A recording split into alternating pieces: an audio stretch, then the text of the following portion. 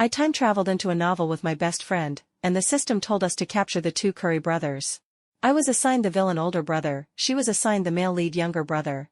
The two Curry brothers were at each other's throats over the family inheritance. My best friend and I complained every day that the two brothers were good in bed but so troublesome. Until one day, we both captured our targets, and the system asked if we wanted to go back to our original world. My best friend, covering the red marks on her collarbone, asked me, "Are you going back?" I was rubbing my sore thighs. "I'm fine either way. If you go back, I'll go back." So we staged a fake death. Who knew the two of us had only been wandering around the real world for 1 year before the system threw us both back into the capture world. When we opened our eyes again, there was an iron collar around my neck and an iron chain on my best friend's wrist. The male lead and the villain were standing outside the cage, staring at us. My best friend asked me, "Are we still running?" Me, "I don't think we can." 1 second Sandra and I were dangling our legs and eating ice cream and chatting, and the next second the system sent us back to the capture world.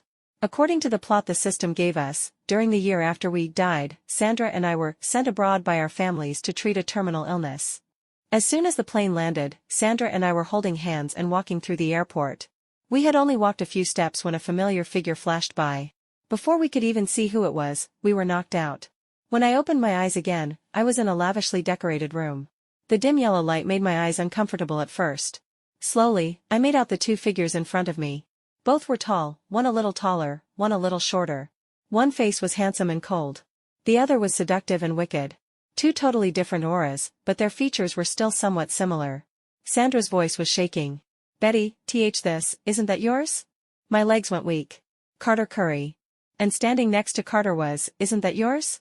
The heart that had been hanging finally died. We sucked in a cold breath at the same time. The system had not said we were at this part of the plot. Carter's eyes were locked straight on me. Half of his stern face was swallowed by darkness, half lit by candlelight. His face was set, murderous. Even the air around us dropped several degrees. I suddenly felt guilty for no reason. My heart was thudding in my throat. So fierce. Fiercer than when I left this world a year ago. There was a crisp clank of chain from beside me, and Sandra's voice shook even harder. "Betty, tell me, are we still running?" I lowered my eyes to the metal ring at my neck and stammered, "I think, we can't run anymore." A year ago, Sandra and I fell into a business war novel together.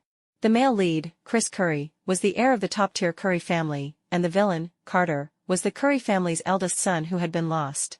Unlike Chris, who had been receiving elite education since childhood, Carter never played by the rules, dark, vicious, ruthless. He had personally sent his adoptive father to prison. People in high society all feared this lunatic to some extent. Carter's birth mother died with hatred in her heart, so he swore to destroy his father with his own hands, and destroy the Curry family. Our mission was to capture these two brothers. I captured the villain older brother, Carter, business titan, sickly, unhinged. She captured the male lead younger brother, Chris, heir to a wealthy family, cold and abstinent. By day, the two of them were busy fighting each other tooth and nail. Sandra and I would sit in a cafe and complain about the two brothers together. At first they were both completely impervious. No matter how we tried to capture them, it didn't work. Later we were getting tossed around till midnight every day, like two mad dogs you couldn't hold back. Sandra and I were both curious. How did we just sleep with them once and it was like opening a new world? Their favorability points shot up like crazy. Was it that the two brothers had bigger needs in certain departments, so we and Sandra slipped right in? Sandra and I both had 36D figures and astonishing beauty, but we were not love-brained. Whether it was the older brother Carter or the younger brother Chris, we knew perfectly well what they had for us was only a bed relationship. Any day they might marry for business and kick us away. So on the day we successfully captured them, Sandra came to me in secret. "I didn't sleep all night yesterday. Look at my dark circles, they're down to my mouth." I looked at the red marks on her collarbone and imagined last night's battle. Too brutal. I rubbed my sore thighs. That dog Carter invented a new position again yesterday. My whole body is covered in marks, I really can't take it anymore. "Did the system talk to you?" "It said we can go back to the real world." "Yeah. Are we going back?" "If you go, I go." When I said it, I did hesitate. Carter was exactly my type, and that broad shoulders, narrow waist body was top tier. Dating him was basically a real-life, no top-up game, right? Sandra and I had both been single for over 20 years in real life. We didn't even have a male mosquito around. When we got the itch for romance, we could only flirt with men in games. Sandra sighed. "Even though Chris is really good to me, they're the male lead and the villain. Won't we have to stand opposite them someday?" I didn't hesitate. "No. We have to go back." So we designed a fake death. We made Carter and Chris think we both died of a terminal illness. In reality, we took the reward money, happily returned to the real world, and started our rich lady life. Now, a year has passed. The system appeared again. It said the capture world was in total chaos. I thought of the look on Carter's face a year ago when I told him about my terminal illness, to get out. Helpless. Desperate. That was the first time I'd seen him cry in front of me. He even climbed a mountain at night to pray outside a temple for me, even though he never believed in gods or Buddhas. He was terrified himself, but he still kept saying to me, over and over, "Betty, I can figure out a way to cure you. Don't be scared."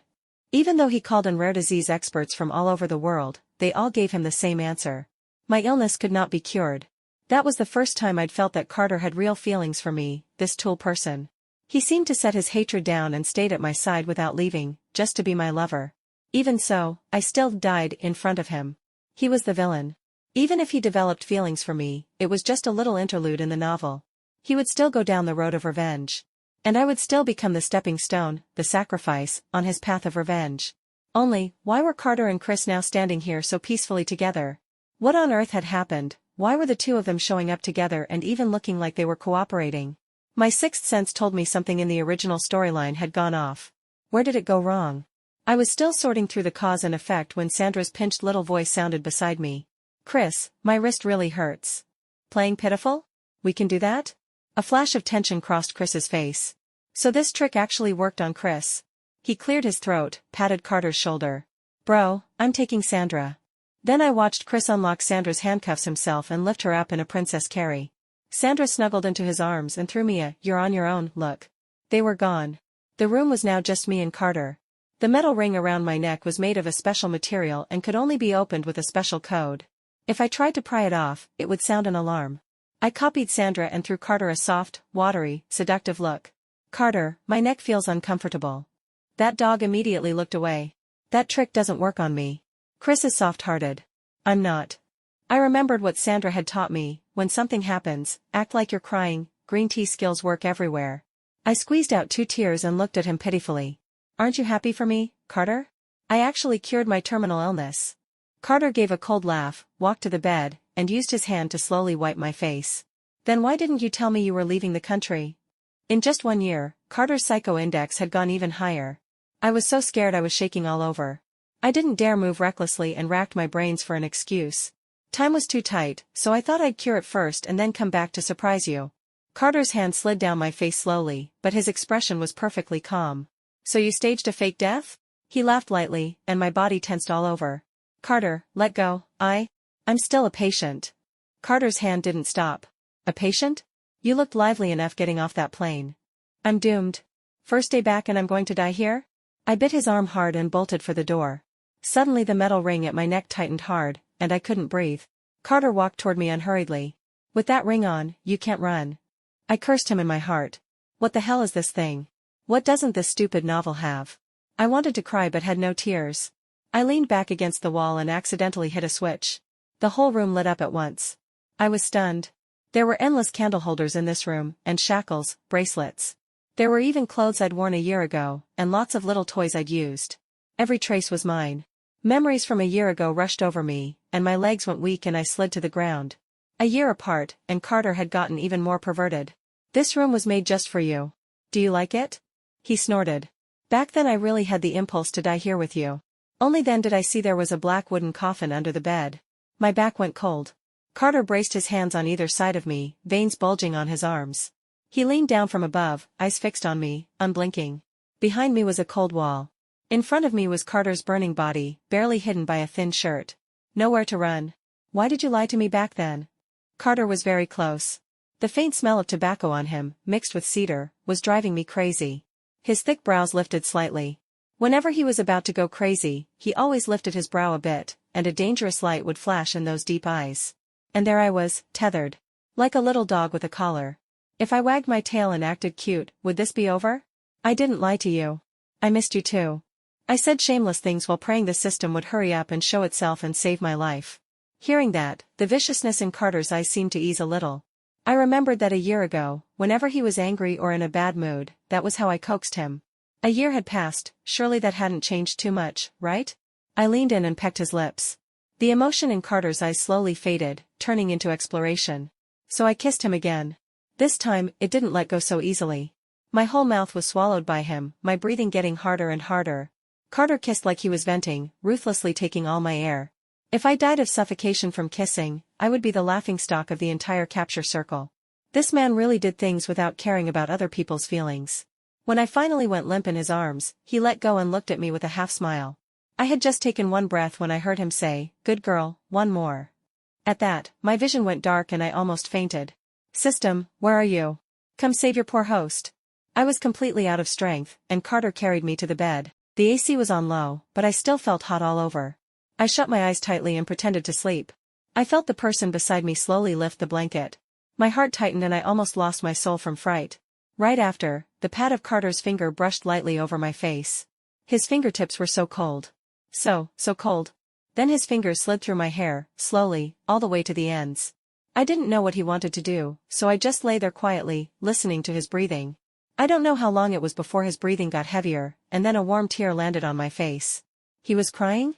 He didn't do anything else for the rest of the night. He just lay quietly beside me. I suddenly couldn't figure him out.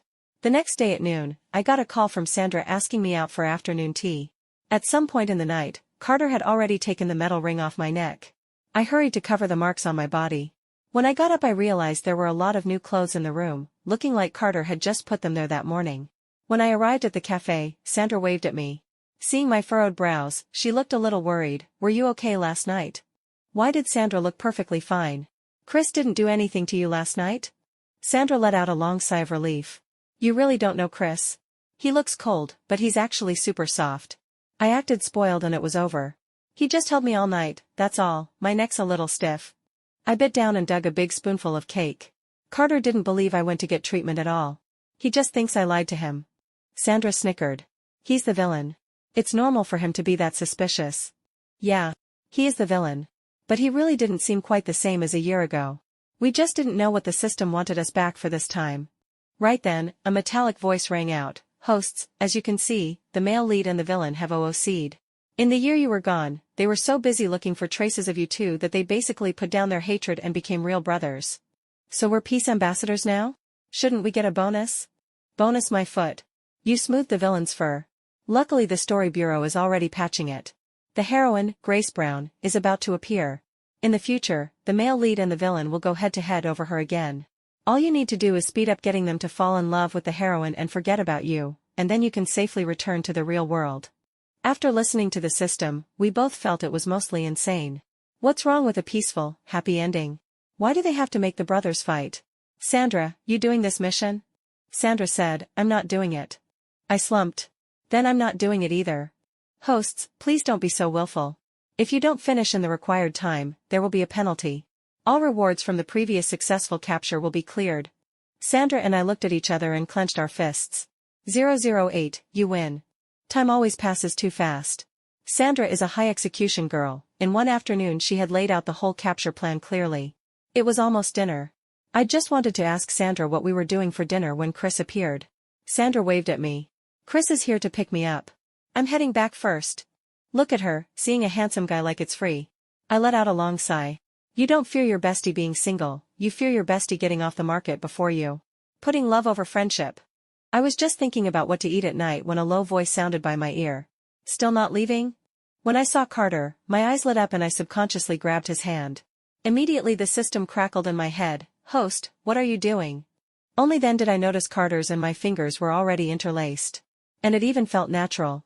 The system was about to cry, "I'm begging you, stop raising the villain's favorability. Try to get the villain to show up at the auction tonight. He'll meet the just-returned heroine there and recognize her, and then you fan the flames a little, and everything will follow the plot." I pulled my hand back and acted like nothing had happened. I understood everything the system said. It's just that I felt this dull, nameless stuffiness in my chest. The system reminded me at the right time, "Host, you're holding the vicious supporting female script now. Do your job. Don't develop feelings you shouldn't." Once Carter sees the heroine, the power of the plot will push him to fall in love with her. I said quickly, "Carter, I want to go to the auction.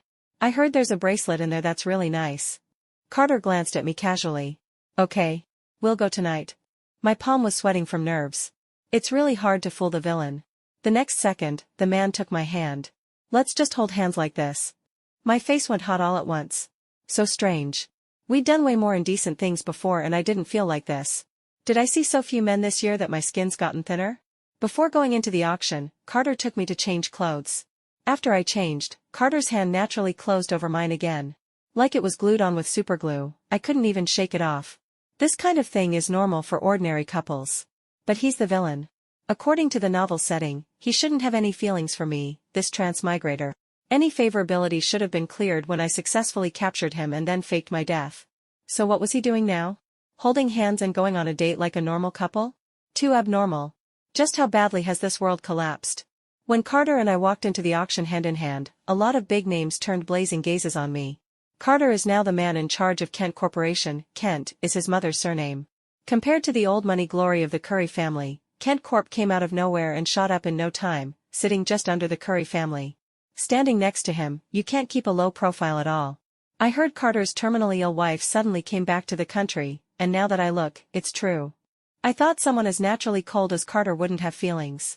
You guys didn't see how crazy Carter was when he thought his wife had died. He almost followed her.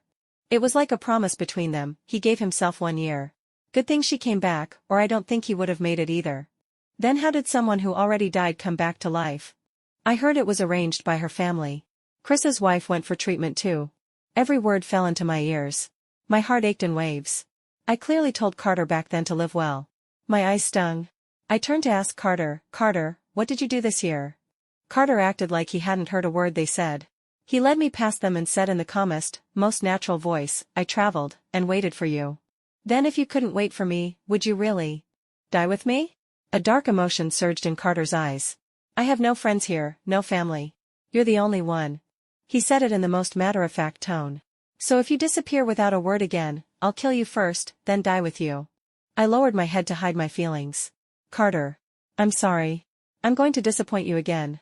We waited all the way till the second-to-last item, and the heroine still hadn't shown up. To avoid looking suspicious, I casually bid on a few items. Sometimes I felt I was really a spendthrift. As long as I showed a look of liking, Carter would quietly bid for me without a word. When the last item was gone, Grace still hadn't appeared. Are you waiting for someone? Carter suddenly asked. I forced a pale smile. No? Can the system be reliable just once? Even after the auction ended. Carter had someone tally up the things I'd bought, then took my hand and led me out. Right then, there was an argument at the door. Grace, in a white dress, was standing at the entrance of the auction, her features delicate, her aura ethereal. She was the most eye-catching person in the crowd. In front of her stood an ordinary-looking, slightly fat man, greasy all over, clinging to her hand like a thug and refusing to let go. It's Grace. She really is a beauty. I heard the Brown family, to save the company, made their daughter marry a nouveau riche. Looks like it's true. Such a pity for this beauty. Her future's going to be miserable. Everyone present was watching this once famous young lady of the Brown family. Carter was too. The instant he saw Grace, shock flashed in his eyes. They'd finally met. David, let go. Grace was struggling with all her strength, but the man was strong and held her in place so she couldn't fight back. You're my woman, what are you throwing a fit for? Coming to the auction without telling me, what, you look down on me? Or you came here to find some pretty boy? Grace was a well-bred young lady, but here she was being humiliated like this. I'm telling you, now that everyone knows you're engaged to me, you'd better be good. Otherwise I won't give the Brown family a single cent. The man beside me tightened his grip on my hand. He hadn't said a word from start to finish, but the way he kept looking over and the way his steps slowed told me clearly, he'd recognized Grace, and he really wanted to help her. The system roared, "Host, hurry up and add fuel to the fire, make the villain dislike you." Hurry, host. I sighed. The system has no heart. The heroine didn't do anything wrong, why should I kick her when she's down? I poked Carter and said, "Go help her. Carter, she needs you." Carter went. With him stepping in, the situation was quickly resolved. I slipped out the back while it was chaotic. Sandra was there to pick me up. As soon as I got in Sandra's car, I didn't even look back and told her to drive straight to the villa under her name. On the way, I don't know why, but my nose stung and my tears just kept falling. The system had said that the heroine, Grace, was the Brown family's precious daughter, frail since childhood, and Chris's childhood sweetheart. After the Brown family declined, Grace returned to the country and became their money-making tool. To save the crisis, the Brown family promised Grace to David. Later, when they went back to Jiangnan, they set their sights on Chris again. But what the Brown family didn't know was that Grace was also the girl Carter had fallen for at first sight in his childhood. 10 years ago, Grace had given the Carter who'd been beaten bloody by his adoptive father a bunch of flowers, and even had the family doctor treat him. To the Carter of that time, that bit of warmth was what he treasured most. So it was reasonable for him to fall in love with the heroine. It's just, knowing Carter would love the heroine in the future was basically death by 1,000 cuts for me. Are you staying at my place tonight? Do you want to tell Carter? I shook my head. They just reunited. They're probably busy. I won't go get in the way. Okay. I picked a fight with Chris on purpose, so I don't have to go back tonight. I'll stay with you. I cried in Sandra's arms all night. When I woke up the next day, my eyes were so swollen I could barely open them. I was about to go downstairs to get some ice when I glanced into the living room and saw a man sitting there. His legs were crossed, his posture straight. I thought it was Chris coming to get Sandra, so I turned to go back upstairs without thinking. I'd just taken one step when a familiar voice from the sofa said, "Betty." I froze on reflex. "Carter?"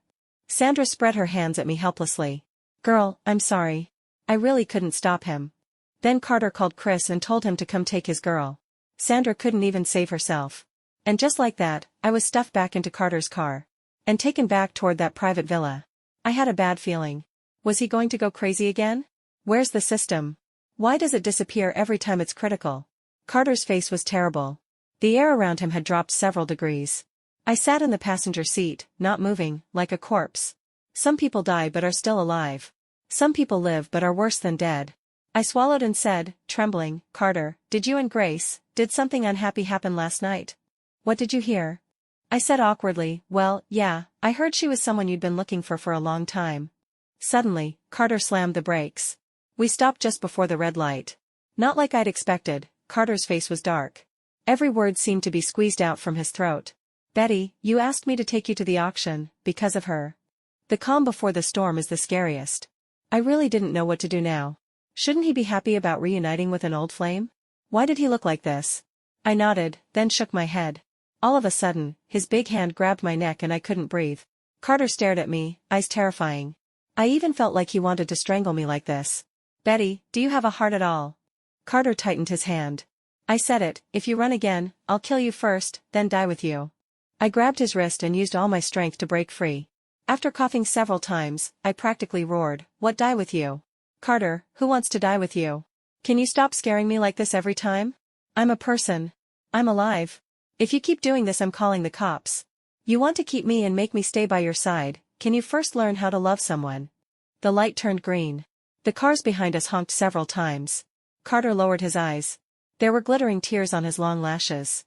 He was silent as he released the handbrake, and the car drove steadily forward. Only, he changed routes. He took the road home. We didn't speak the whole way. When we reached the villa, Carter went straight back to his room and slammed the door hard. The servants looked at me, not knowing what to do. I turned and went to the room next door and kicked the door shut to vent. I called Sandra. I complained for 2 hours straight. Then she, very apologetically, told me Chris was calling her to bed. I hugged my pillow and vented again. The system finally appeared. "Sis, stop venting on the pillow. I have a headache too, I'm going bald." I cursed it out. "You even have a brain? Who came up with this psycho plot?" Great, now Carter didn't fall for Grace and I've fallen out with him. My life is going to be miserable from now on. It's all your fault. The system said shamelessly. I mean, is it possible Carter didn't fall for the heroine because you didn't work hard enough? I rolled my eyes. I refuse any form of PUA. That night, there was still no movement at the door. I was too hungry and couldn't stand it, so I went to the kitchen to find something to eat. The maid saw me and hesitated several times before finally summoning her courage. "Madam, could you please not be angry with young master? He has always been alone. In that year when he thought you had really left for good, he truly made up his mind to die. Would someone really give up his life, for me? Don't worry, madam, young master won't use death to force you to stay now. I just hope you can, be a little kinder to him." The fridge was full of things I liked to eat. The food the housekeeper cooked was all to my taste. The way the house was arranged was exactly the same as before. Because of one sentence I said before I died, Carter gave himself 1 year. In that 1 year, he went to see mountains and rivers, and to remember every moment of our past. And then? If I hadn't come back, I didn't dare think about it. When people live together, no matter what, they build feelings. Carter is paranoid, dark, and terrifyingly controlling. But he still tried to learn the things I liked. I liked baking, so he patiently tasted all my weird new recipes and even enjoyed it. I liked decorating the room in bright, gaudy colors, so he let me change out all the dark curtains and add colorful throw pillows. Like an ordinary couple, we bought all kinds of silly matching things. In that year inside the capture world, I was never really wronged. Sometimes I only had to call and say I missed him, and he would immediately end a work meeting and come home to keep me company. It wasn't just dating. He and I were seriously living our life. So, do I really want him to fall in love with the heroine? How can someone who has never been loved since he was a child know how to love someone? Without noticing, water from the kettle overflowed down the cup. Careful. Carter grabbed my wrist and yanked me away from the boiling water. The cup smashed on the floor. Only then did I come back to myself. Carter let go of my hand and took a step back, keeping a safe distance from me. He was 6'3", but he bent slightly at the waist and lowered his head like a big dog who'd done something wrong. Carter's fingertips brushed lightly over the spot on my neck where he'd choked me. His lashes trembled, his thin lips parted. Carter.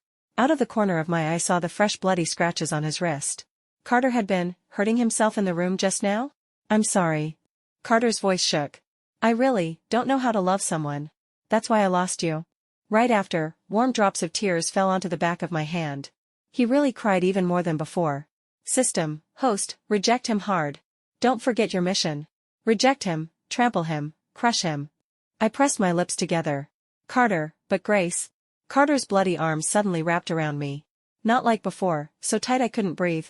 This time, he just held me loosely. He buried his face in my neck. Breathing softly. I don't like Grace. I just wanted to repay an old kindness. Betty, can you please not leave me? Anything you don't like, I can change. I really only have you. Please, don't push me to Grace again. I finished putting ointment on Carter and told him 3 times he was never allowed to hurt himself like that again. Carter was very obedient and nodded. That night I called Sandra. I didn't expect her to speak first. Girl, we might not be able to finish this mission. I gave a bitter laugh. I thought so too. Then Sandra told me about Chris and Grace. She deliberately risked her life to look through Chris's phone, wanting to find some clue and break up with him, but Chris and Grace's chat history was only a few words. Okay. No. My wife is calling.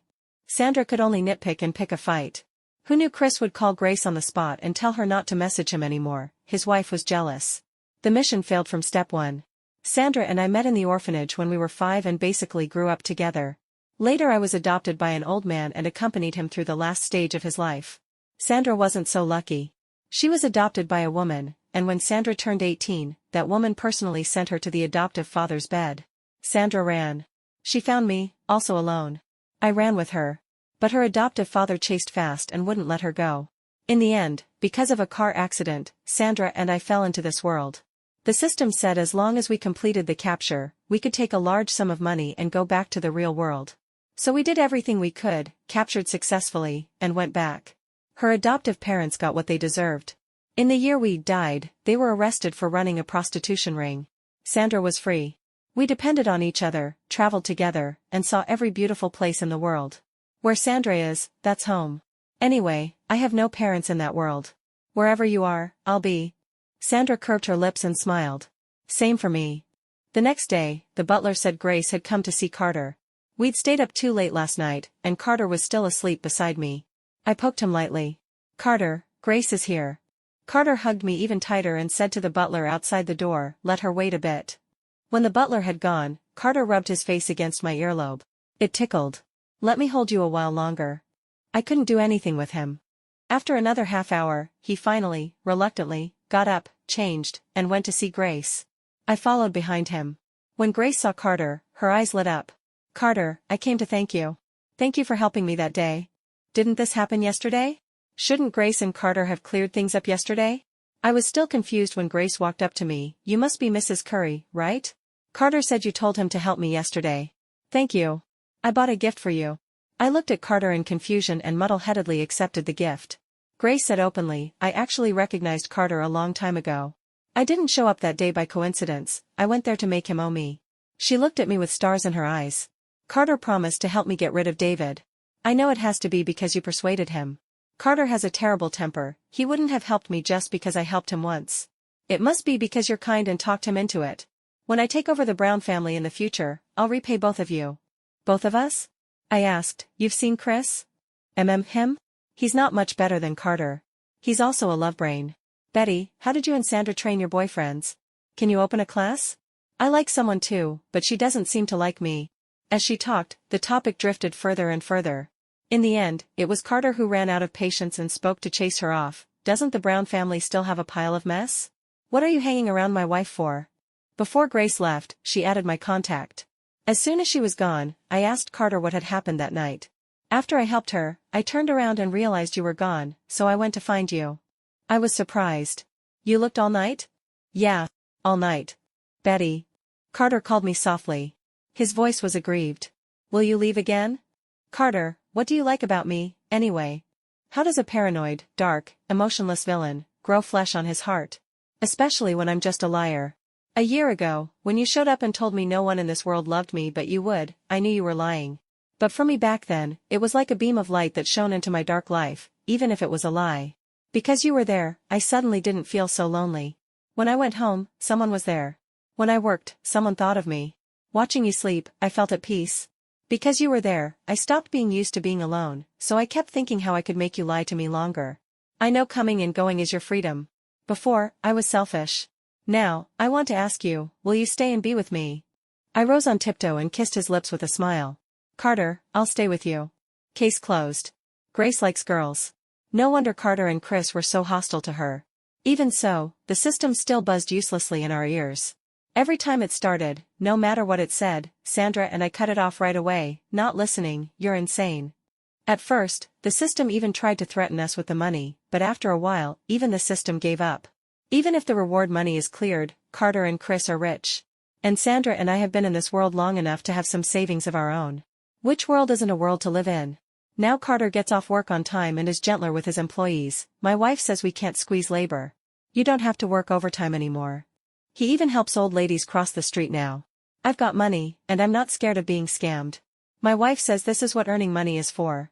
When people curse him behind his back, he turns a blind eye. When people curse his wife, his mouth turns into a machine gun. Even Sandra sighed. Girl, how did I never realize, you're a master at husband taming. You turned the villain into a model house husband. I rubbed my sore legs. No night's sleep is free. One day after we were married, Sandra came to me crying, Chris was too rough last night. Girl, I want a divorce. I hugged her. Me too. Carter said last night he wanted to try a new position. I can't live like this either. Are you divorcing? If you divorce, I divorce. Then I'll divorce today, you divorce tomorrow. Deal. Right then, from the room next door came two male voices. We're right next door. Do they want to say it any louder? This is already the third time this month they've said divorce. My keyboard is worn out from kneeling. I need a new one. My durian too.